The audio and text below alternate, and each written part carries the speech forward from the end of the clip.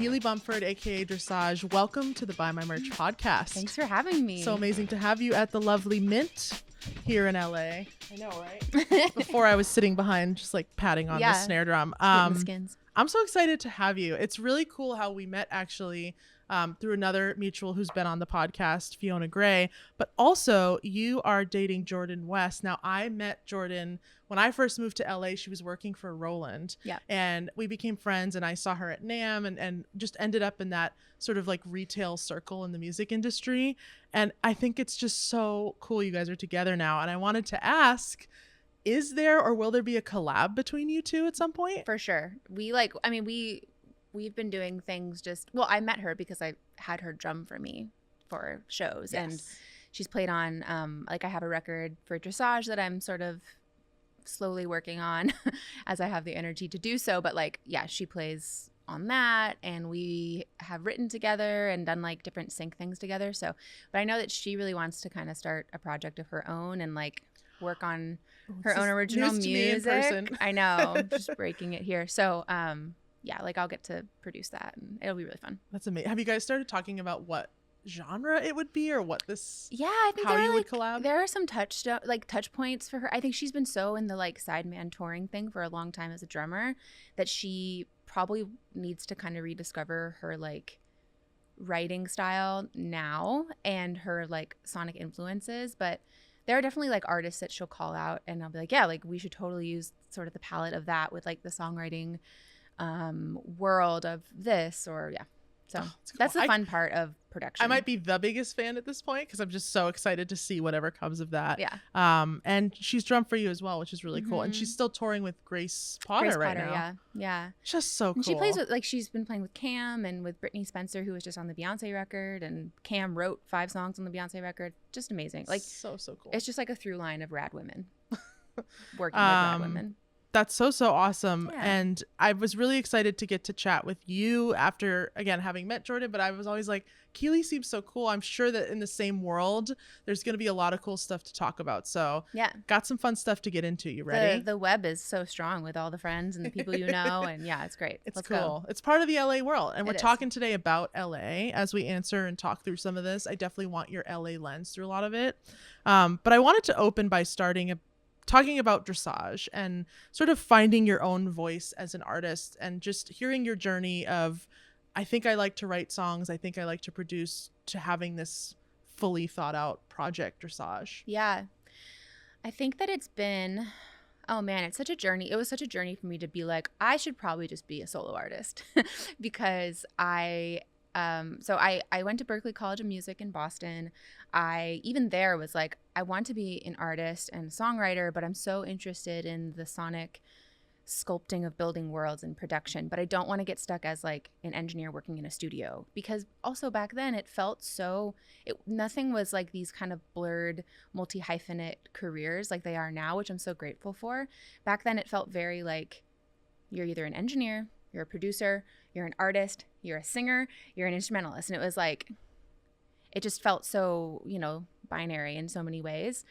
And when I was really considering, like, I was staying home from parties, literally making demos in GarageBand when all my like roommates and friends were going out. And I was like, that would be cool, and probably I should do that. But I was like just fascinated with creating terrible songs in GarageBand. But GarageBand was an unsung hero of that. Oh my God. For every millennial though. Like just holding that like MacBook Pro like mic to my mouth and just being like, I love Fiona Apple. It's a production studio in your pocket. Not sponsored, but like for real. Oh yeah. People don't realize how groundbreaking that was when it happened. Totally. So it kind of started there. Even when I declared that major, I remember talking to some professors and being like, I want to still be able to do this as an artist. And thankfully, I had some professors that really encouraged me to do that. So fast forward to sort of like, I went there, got a degree in audio engineering and production, but was a vocal principal and always was a songwriter. I really like came of age with artists like Fiona Apple, Alanis Morissette, Jewel, Paula Cole, like just songwriting, and Sheryl Crow. Women who are just like saying some shit, Mm-hmm. And so moving to LA after I graduated, I don't know, I think I was battling a lot of as like a young early 20s woman, you're just like, your confidence is so down. For me, especially after going to music school, it was very low. It was just like such a intense environment, and also like super sexist feeling all the time, especially in that major. So after having a couple different bands that, do the thing that bands do, where they just can fall apart because it's so hard to get people aligned on the same thing. I got to a point where I was like, I need a project that only I can screw up myself. Like, nothing else can end this. It's just going to be me. And I was also really getting into my own voice as a producer at that point as well. And so Dresage really became this like world that I saw. And when I started, it was a lot more, I don't know, there was like a lot of like more jazz influence and like Debussy and Ravel. I was listening to a lot of composers from like that French era of classical music that was sort of this blending into what would become like the jazz era and the Great American Songbook, which is really where I fell in love with singing. But yeah, when I was creating Dresage, it was just such a like textural, visual, sonic palette that I was thinking of. And so yeah, that's evolved, but it's been like so nice to have that as sort of a touchstone as an artistic endeavor, because then I also, it's fun to be able to be hired to like produce other people or do sync stuff, because they hear what is like my innermost artistic expression in my project. Do you find that your solo work sometimes will find you production or even songwriting clients from them vibing with something you made for your own project? Yeah, totally. A lot of times like my publisher will, pitch me for different sessions, and like a lot of what they're sending is my catalog as Dresage, and it's like, she produced this, she wrote this, but yeah, I think that it's a strong thing that I can show as an example of my work. Yeah. Very, very cool. I had some real fun deep diving in your Spotify. So I've heard your music, but I really wanted to go and see what's attached to the Dresage project. So many cool gems in there. My God, you guys definitely, I got to go check it out. But I wanted to ask, I'm seeing a lot of toplining work. Is that something that you are still doing? I had an era that I was like writing for this project. Well, I don't actually think I've said this on camera before. Exclusive. But I'll say it. Exclusive. It's like, it's funny. It's kind of lore, but I was writing and singing for this like nameless, faceless EDM project called Nev.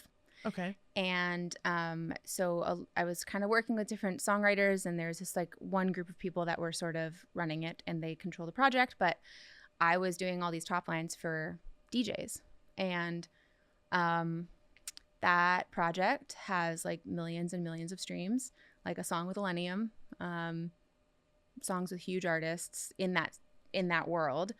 And I think that I just kind of like got into this groove of doing these top lines, and people really like my voice in that genre. And so like you'll notice that there's a couple now that I do as Dresage, and one was with Jai Wolf called Better Apart.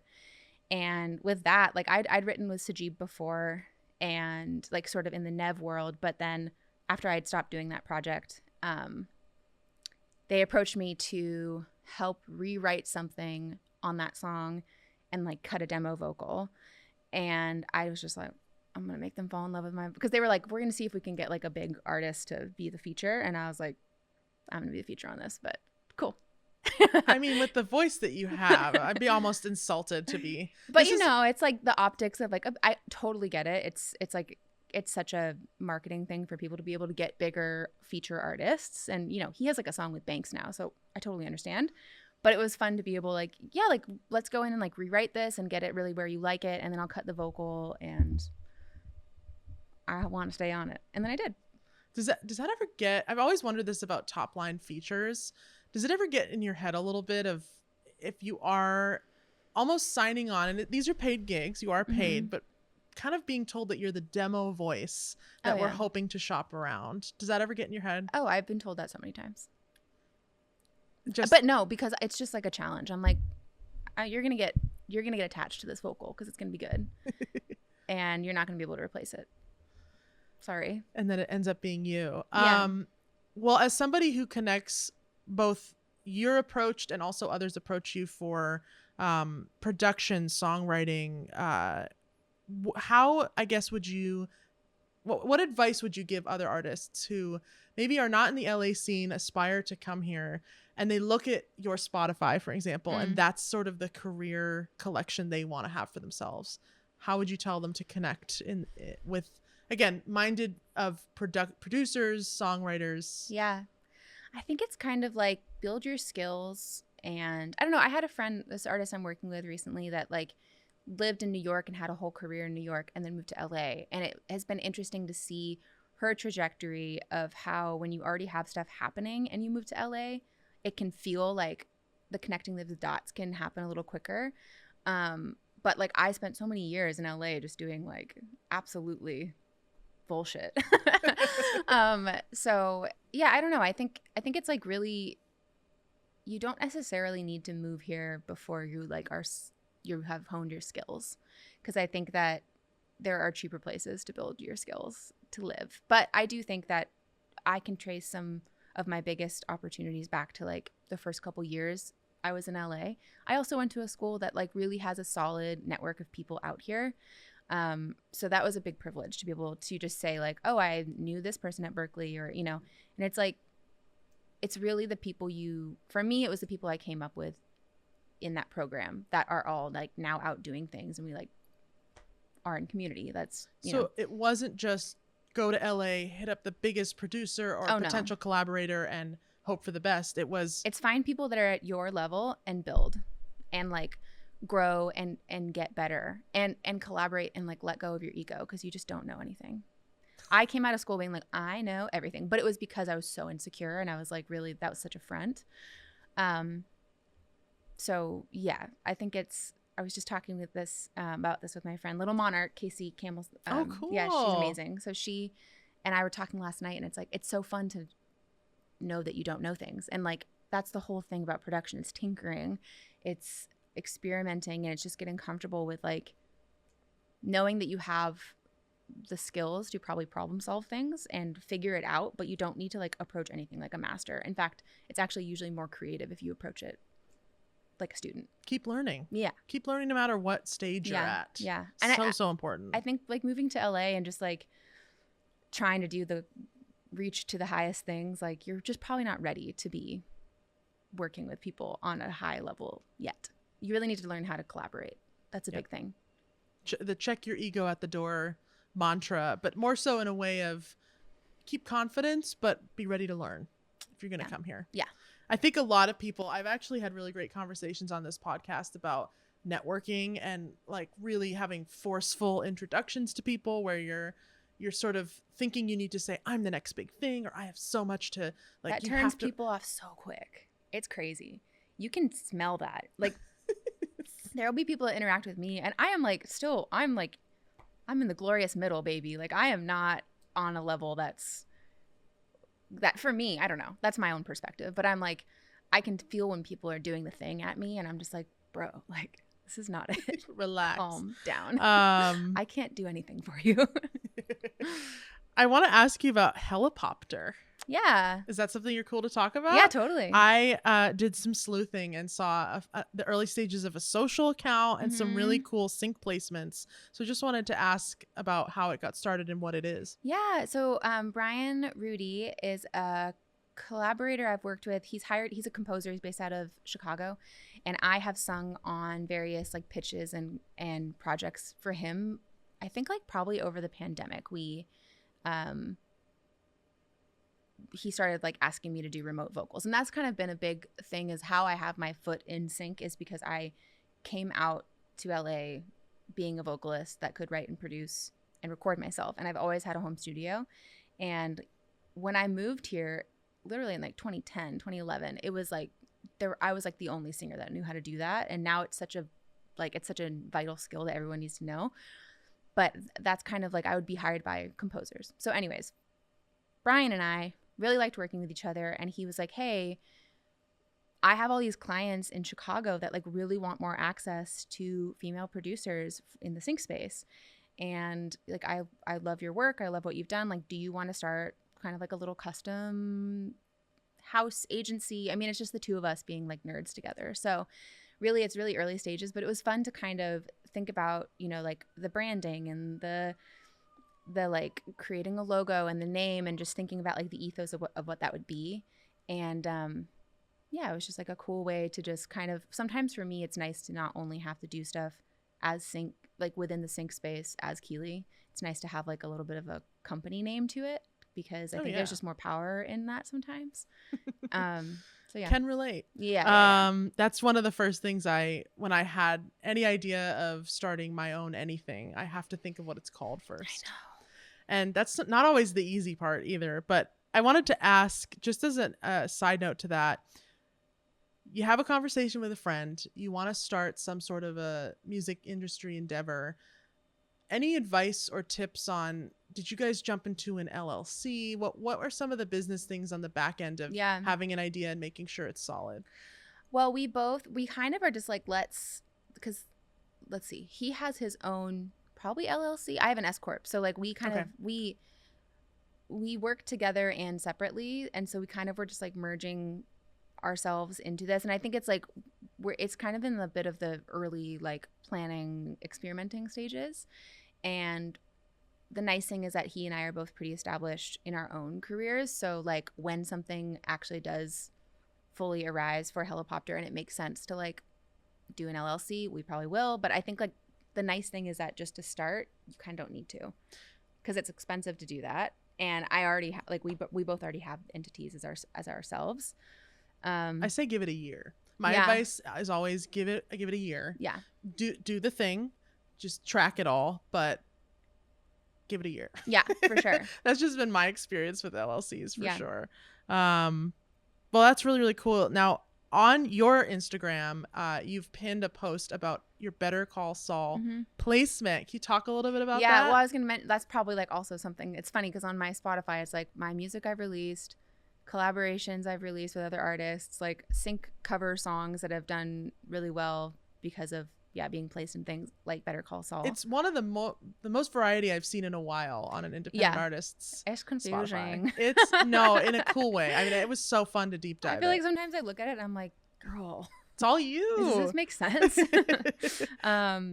Yeah, so the Better Call Saul thing was crazy. Like I have reps. So I'm published by Primary Wave. So I'm signed to their head of Sync. I do songwriting, pop production stuff with them, but also like they rep me for Sync. So on my publishing side, on my master recording side, I'm repped by Greater Goods. So they often are like finding opportunities like the Better Call Saul thing. So it was this, they had this song, this Harry Nilsson song called Perfect Day, cleared already for this scene. They knew it was probably in the script, honestly. Like they knew that it was the song, and they wanted a cool new take on it as like a male-female duet. And they were doing, just like what felt kind of like a cattle call thing, which, I mean, going to my reps it's not like it's as wide of a net as it probably could be, but I think there were a lot of submissions, and it was on spec, so there was no demo fee, but they asked for this really artistic, cool version of this song. And I met this guy, Valente, who is Slow Shiver, and his voice is so beautiful. And I just felt like, you know what?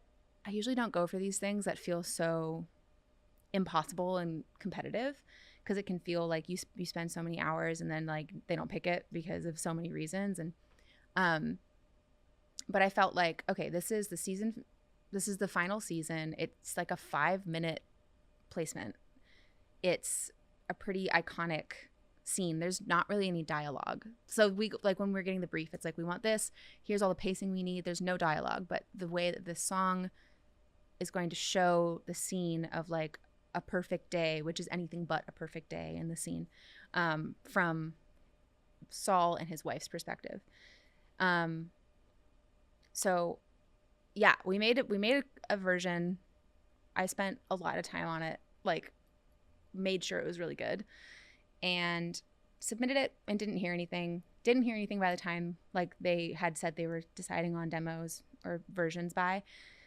And I hit up my rep Lou Lancer at Greater Goods, and I was like, this is probably dead, right? She was like, I think so, but let me just check. And then she's like, 10 minutes later, she's like, oh my God, you guys got it. She was like, they had 138 submissions, and it took them a lot of time to go through it. So that's why they're late on like confirming. But you guys got it. And so I only say that because like that never happens. And I knew like it was really good. We did a great job on it, and I really love that I really love that production and that version we did. And it won a Guild of Music Supervisors award that year for best cover, or was it best recording or song in film and TV. Wow. So I have a little like trophy for it, which is pretty cool. But it was what's interesting about doing, I mean, anything in sync, but specifically covers. I've had this with that song, and then also there's a cover of Bob Marley's Three Little Birds I did. Heard that one, yep. And they were both, so that was in Virgin River on Netflix. This was in Better Call Saul. And it's just so helpful to see people Shazam and be able to see that like data of hundreds of thousands of people being like, what is that? What is that? What is that? Because, you know, you can see where that's coming from. You can see that there's such a strong correlation between music and picture still. And I love that. I mean, having had a song that's been Shazammed, I'm assuming thousands of times, what is a lot of artists nowadays, they look at Spotify as an important metric. Is that still having lasting impact on monthly listenership and just your actual channel overall? Definitely. And it's interesting because especially with things that are like media and internet media, there'll be all these different like sell-through territories. So you'll notice a big jump in streams from like some new place in the world that has gotten this season of Virgin River or this season of Better Call Saul on a different streaming platform. So even when it went from like just on the AMC, I don't know, they probably have like a on-demand thing, to Netflix, you can just see that jump. You can see the Shazams. It's really helpful metrics to just like, I don't know, it feels like really valuable feedback because it takes effort to like pull up your phone and want to know what something is. Well, I also just wanted to ask again, as somebody very well versed in sync now, imagine that you're talking to an artist who's, again, is thinking about sync. It's maybe something they want to do. What does a typical timeline look like when you are, let's say this is campaign driven, so you know what you're actually writing for, either commercial or sync placement. How long does it typically take? What does that look like to get a song from an idea into a Better Call Saul? Yeah. Well, I think we probably had like a week to do that. And that's like kind of long when it's a custom thing like that. Yeah. A lot of times I do a lot of like different trailer productions for XYZ trailer that's coming up. So people like the trailer house will hit me up and be like, hey, Friday afternoon, we have this thing. Can you do it for Monday? And so it's like, it's a lot of weekends. It's a lot of late nights. It's a lot of, but that's mostly in like custom world where they know there's this thing and they have a deadline because of their post-production schedule with edit and all the like audience testing that needs to happen. So it's pretty quick, and it can feel, sometimes it's helpful that it's quick because decisions have to be made quickly, but other times, you know, you spend a whole weekend doing something and then they're like, oh, they went with another song. Oh, the director's kid is a Nepo baby. Like, we are in Hollywood. You know what I mean? It does happen. And they have a band. So it's like, it's so many things. But I think that, I mean, even with the Better Call Saul thing, I was like, you know what? Even if we don't get this, we probably won't. I will have this in my catalog as like a really artistic, meaningful cover of this song. And that can be used elsewhere. It's haunting. So a lot of artists will just kind of blindly send their demos or new songs to sync placements or sync management, trying to get placed. And I wanted to ask, what's your advice on not necessarily like just the right way to do it, but your way, how you've been connecting with sync? Well, I think for me, it was, I came in as hired vocal from people who already had either like the demo pitch ability, like they're a composer. You know, early in my career, like I was saying, composers would be like, oh, you can sing and you don't have to come to my studio and you can just send me stems. Great. You can do it now? Great. So it kind of started from that, where I would work with composers, and then the composers had been hired by a music house or by like, you know, usually it was in like kind of custom things, and they would then be like, oh, that singer's really good. We want her on other things. And I'd work with other composers within that house. And then the house would be like, oh, you also produce. Why don't you just do this? So then I kind of just like would, the more confident I got really advocating for myself and saying like, actually, like, I'd love to keep singing on things, but I can also just do the whole thing for you.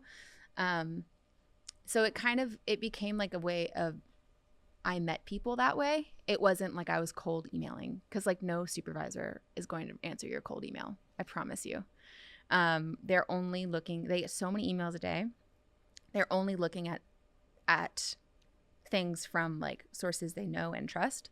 So for me, that's why I have reps who I like, I didn't have reps for a long time, or I had different reps who were like maybe a little bit less high end than mine are now, because I've worked to a point where I know that if I am being pitched on behalf of Greater Goods or Primary Wave, like people are probably going to open that email.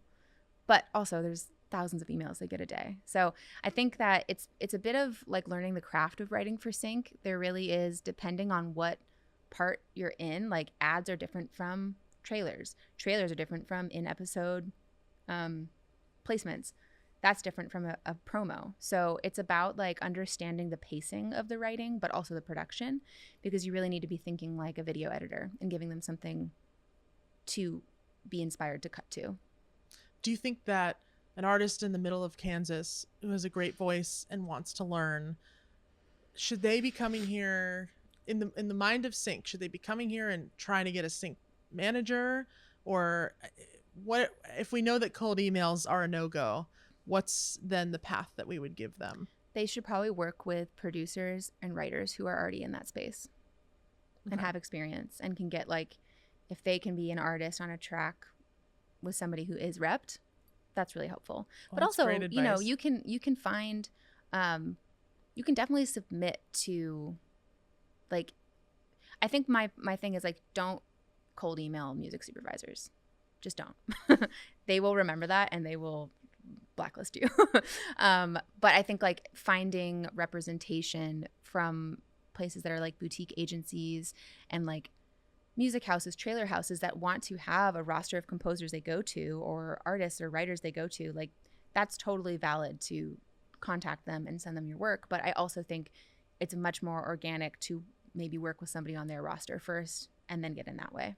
That's great advice. Because people are always looking, producers, a lot of these places have producers that aren't singers signed there. So they kind of always need an artist to be working. Yeah. That's great advice. I wanted to ask you kind of a fun hot take question that I haven't asked on this podcast yet. Actually, you're the first. And seeing your sync placements that are so spectacular, I think kind of made me realize you'd be a great person to talk to this about. You have a solo project, you have sync ambitions, but a lot of just the zeitgeist, the general public might say there's a selling out aspect to an artist putting their song in a commercial, putting their song. And I also say that it's more out of LA, because I think here it's just the norm. It's how people pay their bills. But what do you think is your relationship to putting your song in like a Coke ad or something? Yeah. Like, do you have any type of feeling about doing that as an artist? I think that the nice thing is that like you can kind of decide what identity you want to go as, and depending on what world. For example, Better Call Saul, I was like Dresage all day. Like this is super high level artistic expression. This is such a beloved show. This is the final season. Like this is a look I want as the artist. But I think there's plenty of things I've done that I have either gone uncredited or I have not put the artist name on, because I have like I have a sort. But there's also like there's definitely been lines where I'm like I put Dresage on it and I'm like it's helpful, but it's not necessarily what I had wanted to show up as artistically. And I think like I learned from that. But at the end of the day, like if you don't do that, you're just not going to survive here. So like I think the selling out thing is also, I remember like in the 2000s and the 90s, it was such a like, oh, they sold out. And it's like, okay, well, there's no budgets anymore in music. So you kind of have to sell out. And it's such a... Think about like the Britney Pepsi ad. I know. Where it almost became synonymous with her career. It's crazy. The visual and the music used in it. And I think, again, I having lived here and also not lived here, there's this mentality of it's very normal in LA. It's very much almost any artist, also many artists that you wouldn't think like, oh, they're too big for that. I've heard them in like an HP ad or something. Oh, for like sure. It's very, very normal. No, and that's that is what also makes sync really competitive, because it's kind of like one of the last places there is still some money in this industry. Don't get too excited to join the industry, guys. And so there's bigger artists in the sync arena now because they're like, oh, like I need to make money. I can't, touring's really expensive. Like streaming is, you know, unless you're a certain level of an artist, it's not probably what it used to be. The Weeknd is going to be doing, so like, it's interesting because I remember even talking to Primary Wave recently. They're like, we're doing a bunch of Olympics campaigns and they have like big legacy catalogs. So they have Bob Marley, they have like, I don't know, Stevie Nicks, like huge songs in their catalog. Can I just clarify? The agency itself actually my purchases, publisher, your my publisher, yeah.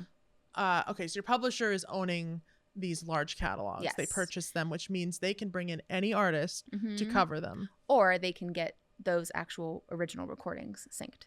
Okay. So, for example, you know, they're like, yeah, we're doing these Olympic campaigns, but it's like Taylor Swift is one of the artists they're talking to, and like a Bob Marley, you know, it's like Beyonce got in there too. Exactly. She was, so yeah, that was a big one. It's it makes the field a lot more competitive, and also there's just so many different levels of budgets depending on the artist and, you know, what kind of look that brand is looking for. I actually think that the new version of that like selling out thing is like influencing. That sort of like, right. I'm gonna da-da-da-da. Oh, so glad I have my vitamin water. Like I think that, and I also respect that hustle. I really do. There's no shade there. But I think that that is what, to me, feels like that level of cringe that the music stuff just doesn't now, because you're like, we have to survive. And I think there's also this world where people, this is something I learned maybe in the last 2 to 3 years that I hadn't even known living in LA. Record labels will actually pay influencers for placements of songs in videos on social media. For sure. And I say this and will repeat it a lot because I think a lot of people do not realize that, especially artists out of LA. It doesn't make a song any less awesome. It's more that it really amplifies the exposure game, the market of attention right now. And the fact that it is, in fact, utilizing these sources. And the crazy thing is, if a song's awesome, it can just organically have a pickup. We were walking in here singing Apple, Charlie's XCX's Apple. But like, it's very much... Also, like, how soon until that's in an Apple commercial? I mean, like, I guarantee you they're it's already in a working political, on it. It's in a political campaign right now. I mean, Amazing. it's surreal. Well, I have one more technical question in the sync world. Can you share like a rate range, what you've been paid? You can even consider it like throughout the years for sync placements. And if you don't want to give any exact numbers, just give me like a range. I mean, it can range so drastically. It really depends on the use, the term of like length of time they can use this thing. And it depends on your pull as an artist. And like, my name is probably not going to get the same kind of rate that even an artist signed to an indie label but like is touring and has like name recognition would. I'll just share like from briefs that I've seen. I've literally seen briefs that are like, we have $250. And then I've also seen one, I didn't get this obviously, but like last year there was one for California Lotto that was $1 million. $1 million sync placement. I don't even know. For like a 30-second commercial that would run. But, you know, they probably got a huge artist. They probably got a huge song and a huge artist. I didn't even see it. That to me sounds like... So are they... In some cases, are these deals factoring in name recognition? I have to imagine. Oh, yeah. Okay. Because think about it. Like the Beyonce Olympics thing. That's really different. You bought Beyonce, really. Yeah, exactly. Yeah. It's like... Yeah. So I think, you know, I mean, it can really range from like a couple grand to tens of thousands of dollars. Do you find, I also just want to ask, have you seen the rates increase? Is that something you're actively They're paying going attention down. to? They're going down. Going down. There's no money in this industry anymore. Sorry, guys. You can cut that. No, they're going down because it's way more saturated. The strike is really having a hangover effect. There's so much less media being made. AI can make music and library tracks. I guarantee you that people are using that. I mean, it's got to be dominating the instrumental game too, especially the instrumentals game. You get what you get though. Like, if you want that, your music and your thing that you're working on is going to sound like that quality, and that's fine, because a lot of times people don't care. But yeah, no, budgets are going down for sure. Wow. But again, this is I've gotten comments before on Heads on TV about the transparency, and really the whole why I'm doing this is I found that so many of these amazing, important conversations were happening with people I met in LA behind the scenes. Yeah. And I would love, I really appreciate artists who come on here with a willingness to just, hey, here's what I've seen. Here's sometimes what I've been paid. Here's what I go through. Mm-hmm. So I appreciate you sharing that. Yeah. I want to come back to your creative sort of career and path. And especially just considering the fact that you are a solo artist, a producer, a songwriter. You've collaborated in so many ways. I score films too. And film score, which is incredible. How have you sort of navigated having all of these different interests? And you've talked a little bit about the split of Keeley, Bumford, and Dresage, but where are you at today in navigating this split? I mean, it's interesting. I think I really love having a balance of things. I think about ways that I would love to spend a year of my life professionally. And I think it's like, I would love to make a record of my own and tour it. I would love to produce somebody else's record. I would love to score a film. Like, those are all projects that all really feed the sort of creative part of who I am. And I don't have to I like the control of being the artist. And I also like relieving myself of the pressure of being the artist. And just being able to step in and have that background, because I am a singer, I am a songwriter. So I can approach production with another artist in a way that I think is like a nice bonding sort of like foundation to have, because I understand where they're coming from. I learned production because I got sick of being steamrolled by dudes in the studio, and I started producing my own music because I was like, I just want the control. And I know so many, especially like female singers, that come from that place where they have felt intimidated by the technology, by the gatekeeping, by the like, you're this, or this, you're not that, sort of like mindset of this. And so I really like to connect with artists from an empowering place too, where I'm like, you could do this. You just have to like learn the sort of like ways to achieve it. But if you have taste and you know what you like, here's how to translate that into technical ways to communicate that with people. I'm not trying to gatekeep production at all. Like, I think it's so empowering to share with people. How are you learning production on your own when you first got started? Well, I studied it at college, but that was really from it was more studio engineering. Like, I learned on Pro Tools, but it was always like working with a console. So I would be, and I mean, it was incredible.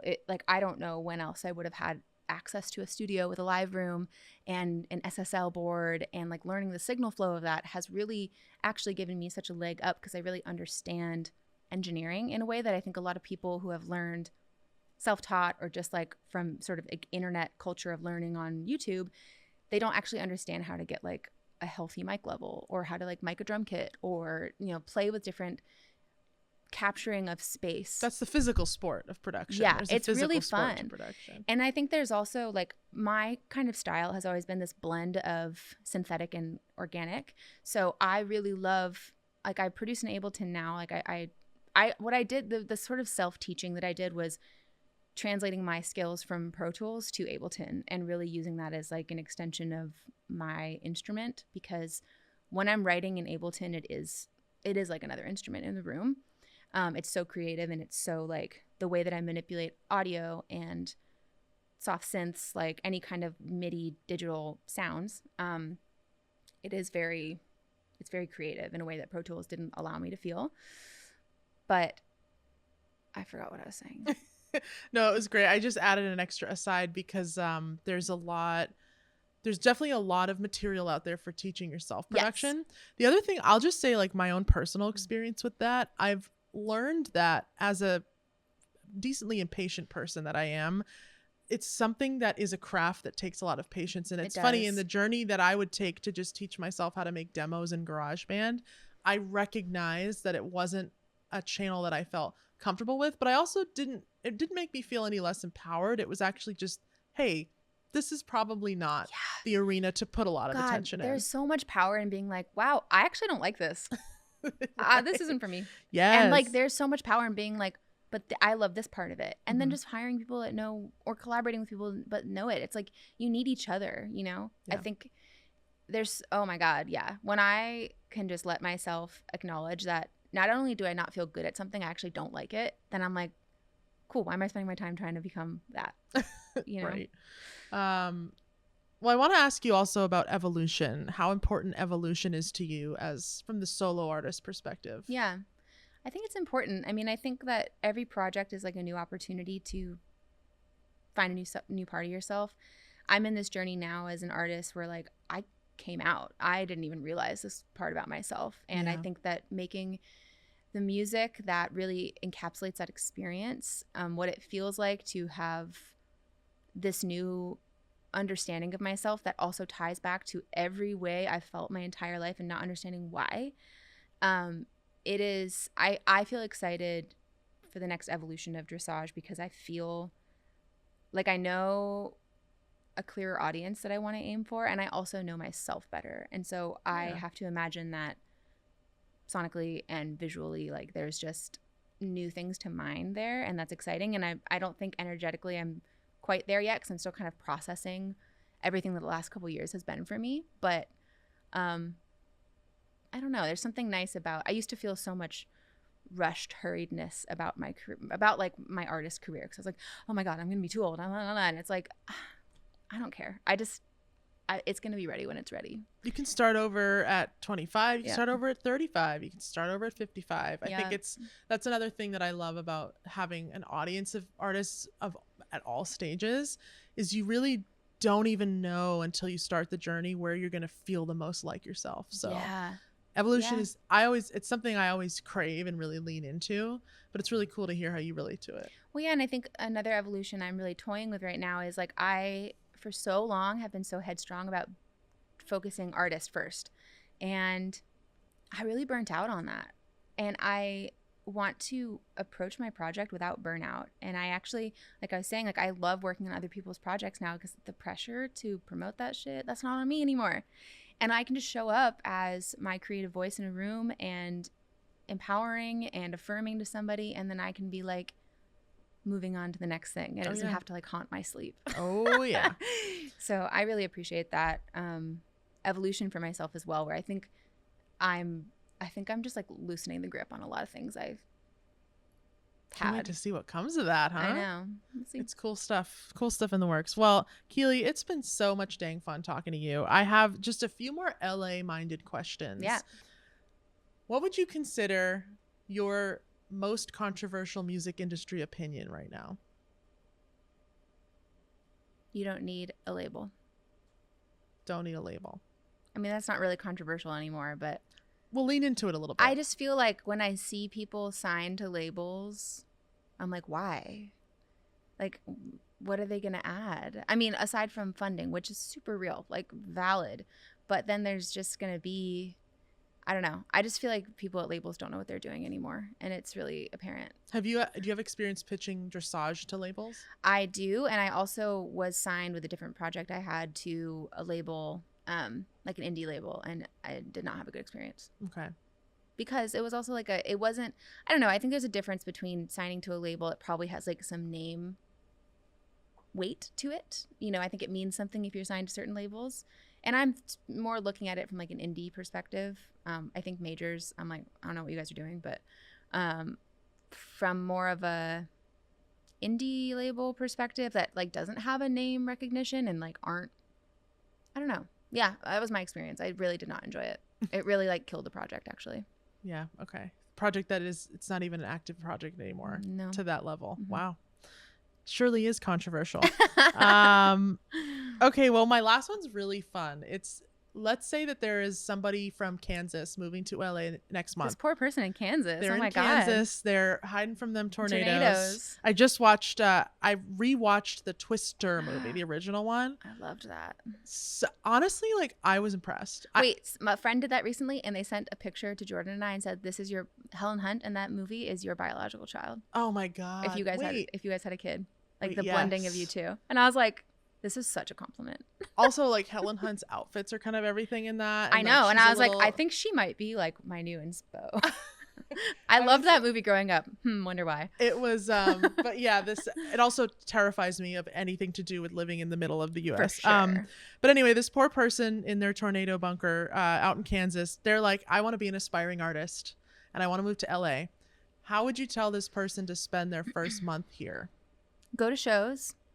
I met one of my best friends and favorite collaborators literally playing an open mic at LSID in 2014. And we see each other all the time. And she like just won a Grammy last year. So it is, I really think that it's just like find people that are at your level and grow with them and know that it's going to take time. Don't like try and put yourself in the way of like opportunities with people who are ahead of you in their career, of course. But don't go after fishing for that. Because I think that those things appear when they're ready to appear. But for me, it was really like go to shows, be in community, be around live music, be around other people who are doing what you're doing. Write with people. I mean, that's the beautiful thing about LA and about Nashville too. It's like the whole culture is like, hi, nice to meet you. Do you want to write a song? Pretty much. Do that. Any showcases or open mics that you would recommend? I don't even know anymore. I know you might be out of the game. I have you brought no up El Cid. idea. El Cid had a cool one. I remember my the El Cid God, one. yeah. I remember she and I mean, yeah, it was definitely like we were like, oh, you're good. Everyone else here is like on some crazy shit right now. But like, well, but see, I'm like a connoisseur. I went, my open mic years were 2013-ish in the Lower East Side of Manhattan. Oh, fun. Some of the craziest open mics of my life were in that time period. And so I actually think sometimes the more funky and wilder the people coming through, it's more fun. I don't know the open mic scene here now, but I do. Cool Venues is another one. I feel like, I mean, you know, I'm really into like, this is not really music related, but a lot of times it can be the kind of independent comedy scene in LA. There's so much great queer comedy, especially. And there's this venue called Largo where a lot of times people will be doing a comedy show and there's like a musical guest. And, you know, that's like where I saw Fiona Apple play the first time. It's such a like beloved venue and culture of artists who perform there. But I think that they're like the Elysian in Echo Park is a really cool comedy space that also sometimes will kind of delve into music. I mean, like the kind of more classic, when I first moved to LA, there were those residencies. Did you ever like the East Side residencies? Yes. Like yes. Foster the People did one when I first moved here. And it was like every Monday for a month. They were playing and Pumped Up Kicks had just come out. My friend Isom just joined that band and I was like, dude, this is so cool. Like there's a band that's actively on the up playing every week at the same venue. I want that to exist more than it does now. I don't even know if it does, but I mean, school night is still a thing. I think that's a good, usually free showcase, but I don't know. The LA live scene has really changed. I think it's really going to more DIY backyard kind of like spaces and community. You're not the first artist who's told me this. The so venues I think are you just guys gone, are onto something. and they're hard to book. They don't pay well. But we love the Mint. We love the Mint. I haven't played at the Mint in so long. It's a fun spot here. Also, like I think just make sure you're gonna have fun with the show that you book. So if it's a place, if a backyard makes sense, if the Mint makes sense, if the Hollywood Bowl makes sense, it's always just making sure that's going to be the space that your people are going to love and you're going to have a good time. I had a really great experience at Gold Diggers last October for my EP release. Fiona was there. It was awesome. They let me like decorate the space and kind of, I don't know, I just feel like they really do treat artists very well. What I hate is feeling hurried in and out of a space where you are like more stressed out about the setup and tear down than actually like playing the music, enjoying those 40 minutes. Which is why sort of more DIY shows where you control it and the timeline and the space is a little more in my appetite these days. Love it. Well, Keeley, thank you so much. Yeah, thanks for joining me on the me. Buy My Merch podcast. Hell yeah.